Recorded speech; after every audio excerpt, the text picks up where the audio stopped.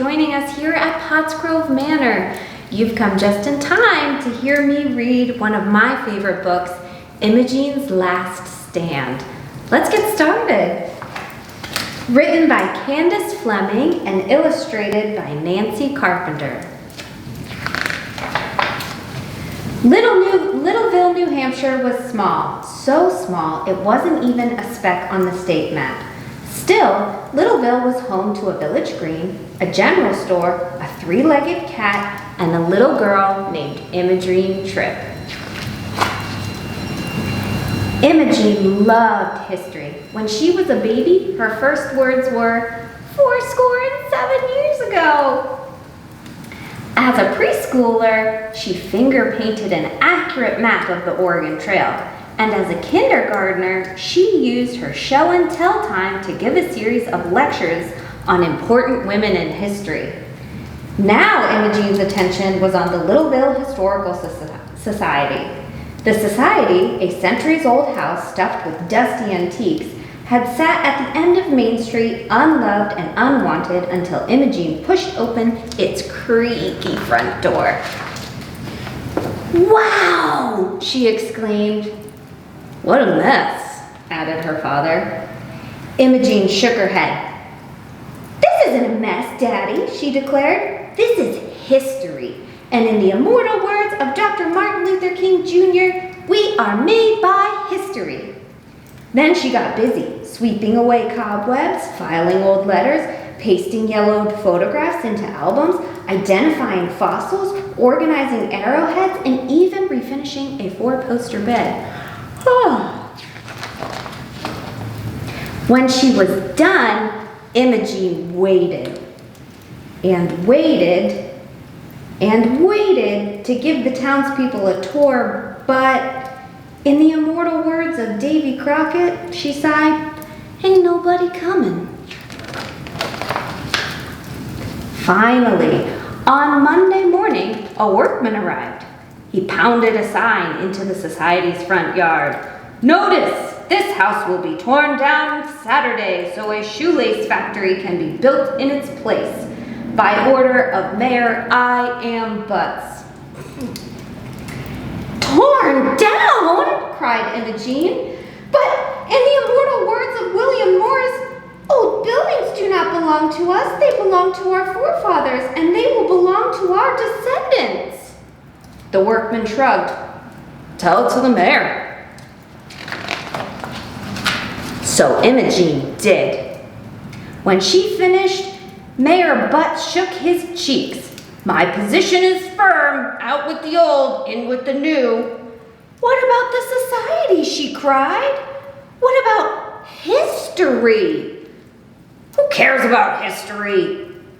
snorted the mayor. "Shoelaces will put this town on the map." He showed her the door. Out on the sidewalk, Imogene fumed. "I won't let it happen. In the immortal words of John Paul Jones, I have not yet begun to fight." And fight she did. Tuesday morning, dressed in her Paul Revere costume from Halloween, Imogene galloped up and down Main Street. "The bulldozers are coming! The bulldozers are coming!" she shouted. No one heeded her cry. Finally, Mr. Tuttlewit stepped out of the general store. "Hold your ponies, little missy. Don't you know shoelaces are going to put this town on the map?" Imogene snatched up her stick horse. In the immortal words of Theodore Roosevelt, balderdash. She stomped home to her father. Poor Imogene. But Wednesday morning, she was at it again. Armed with a stepladder and scotch tape, she tied a red, white, and blue ribbon around every tree, streetlight, stop sign, parking meter, mailbox, fire hydrant, bike rack, baby stroller, and dog collar in town. "Don't let your past get smashed," she cried. No one joined her cause. Finally, Officer Fitzwilliam said, "Those bows are real pretty, honey, but shoelaces will put this town on the map." Imogene frowned. She trudged home to her father. But Thursday morning, she was back. Up before dawn, she'd scribbled until her fingers cramped. Then, as the sun rose in the sky, a biplane dipped down low over Littlefield and dropped hundreds of handmade flyers. "Rally on the village green and save your history," each one read. No one rallied.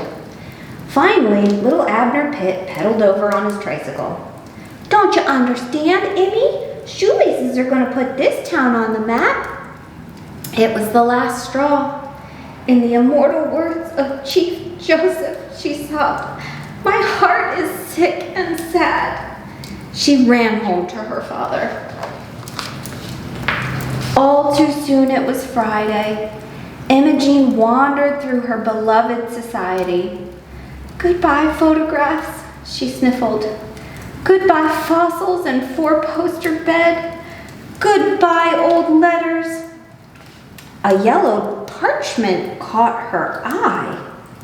Imogene read it once. She read it twice. She read it aloud. October 16th, 1789. "Dear Sir, thank you again for the hospitality you showed me last Tuesday. The oxtail soup was delicious, and the four-poster bed soft as angel clouds.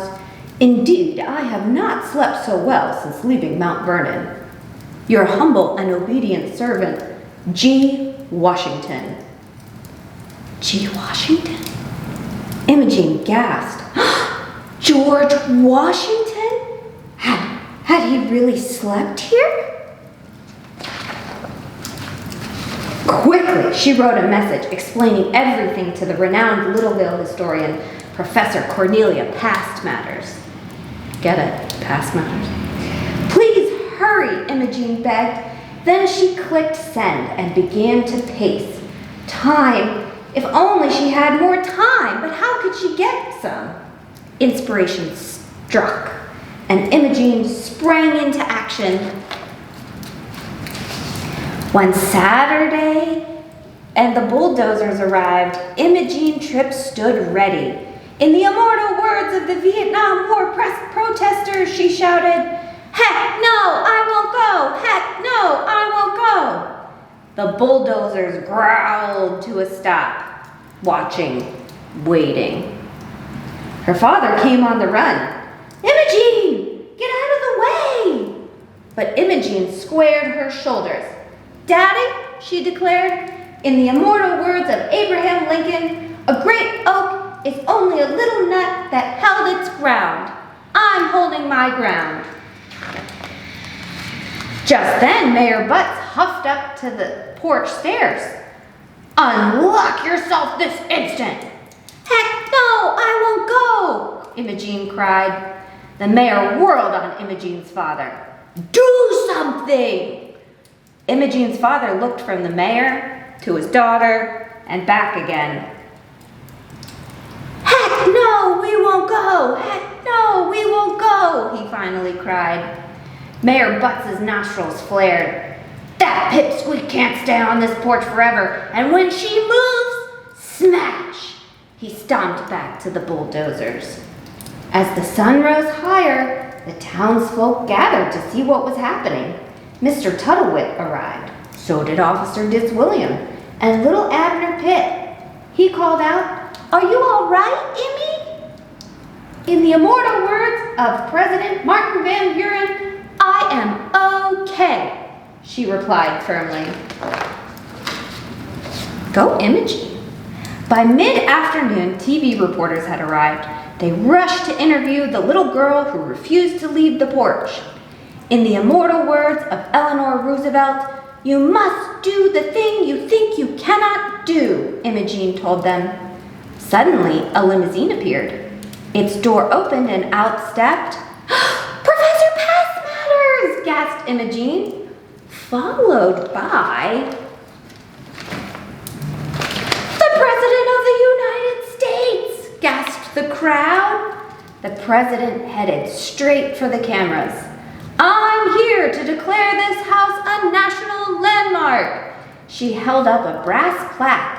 "George Washington slept here." Imogene whooped, "We did it!"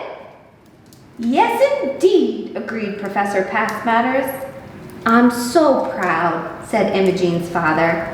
Little Abner Pitt stepped forward. Wait, he cried. What about the shoelaces? Shoelaces? Mayor Butt snorted. Who cares about shoelaces? He smiled for the cameras. Why, our history will put this town on the map. The townspeople cheered. The bulldozers rumbled away, and Imogene plucked the key from her pocket and freed herself. Then everyone, even Mayor Butts, went on a tour of the Littleville Historical Society. In the immortal words of me, Imogene later said as she waved goodbye to the last of her guests, "That was totally fun." "It sure was," laughed her father. "It sure was." The end.